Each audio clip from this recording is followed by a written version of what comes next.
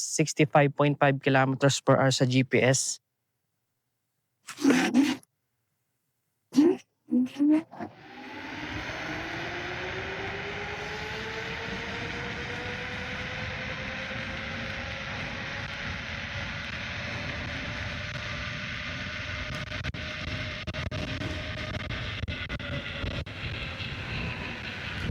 So ayan, after nating matop speed, na-reach natin ng 69.3 kilometers per hour yung top speed niya sa GPS.